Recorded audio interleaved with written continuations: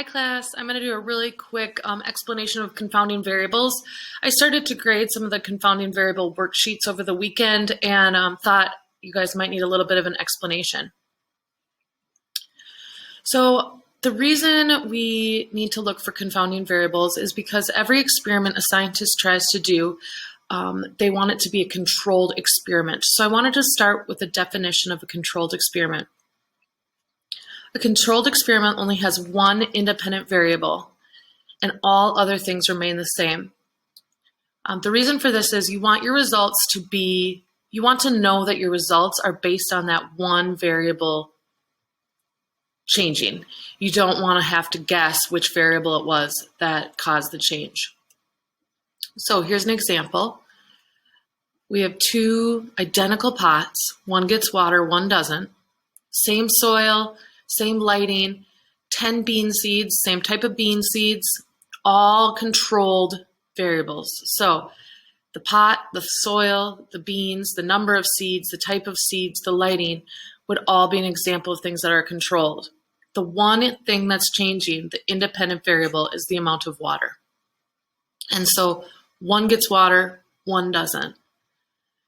They then are going to count how many seeds sprout, and that's going to be their dependent variable.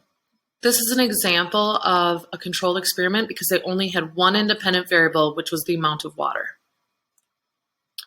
A confounding variable is a variable that should be controlled and isn't as a result, and as a result, it can skew the results of your experiment. So let me give you an example. Here we have 4 different plants, and they're trying to see if the amount of fertilizer given to a plant affects height. So we give this first one no drops of fertilizer, and you can see here the fertilizer is green. They give this second one 2 drops of fertilizer, 4 drops, 6 drops, and then they're going to measure it. The problem is that they only give 2 of the plants water, this plant and this plant, and not the other 2.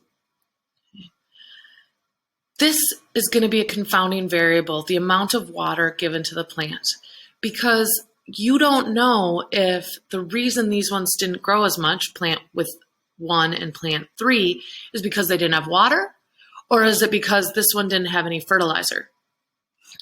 Okay. Or maybe 4 drops of fertilizer is too much. You'd be left wondering, you wouldn't know if it was the amount of fertilizer or the amount of water that was affecting the experiment. We call the amount of water given here a confounding variable because it's kind of like a second independent variable. You want to resist doing this as much as possible. And it's always a little bit tricky when we're doing real life experiments to get everything perfectly controlled.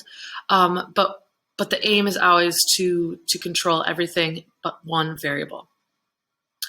I hope this helped. Feel free to go in. I set it up so that you can redo your confounding variables worksheet if you want to. So feel free to go do it again if you need to. But hopefully that helped. Have a great day.